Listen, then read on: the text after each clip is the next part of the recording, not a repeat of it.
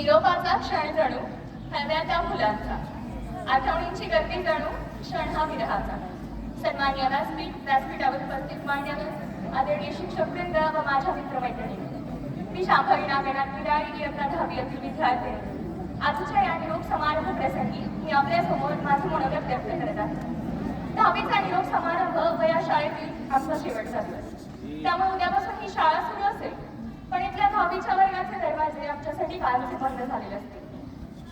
आमच्या वर्गाचा गोंगाट किलबिलाट तुम्हाला आता ऐकू येणार आहे.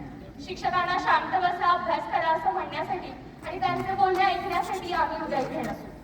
हे कबड्डीचे मैदान आमचेच आहे असं म्हणून उद्या तुमच्यासोबत भांडणारे कोणी नसेल. खेळाच्या मध्ये मध्ये येऊ नका असं बजावणारं कोणी नसेल.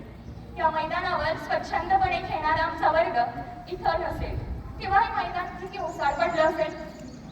ह्या 10वीच्या मुली काय लहान मुलांसारखं खेळतात, आम्हाला तर खेळूच देत नाही असं म्हणणाऱ्या त्या चिमुकल्यांसाठी उद्यापासून हे मैदान फक्त त्यांचंच असेल.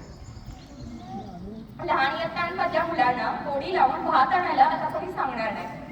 सरांकडे सारखं खेळायला सोडण्याचा आग्रह आता कोणी धरणार नाही. लहान मुलांना त्यांचे टोपण नाव काढून चिडवायला आता कोणी नसेल.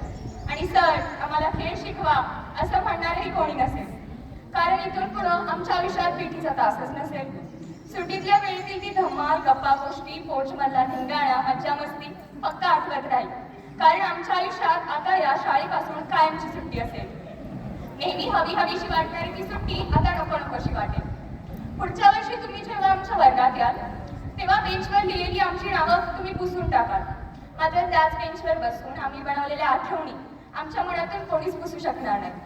इथं वर्गातली चिडवाचिडवी, तासात बसून डबा खाणं, कधी झोप लागल्यावर बेंचवरच झोपणं, मित्रमैत्रिणींमधली ती भांडणं, जेवतानाच्या त्या गप्पा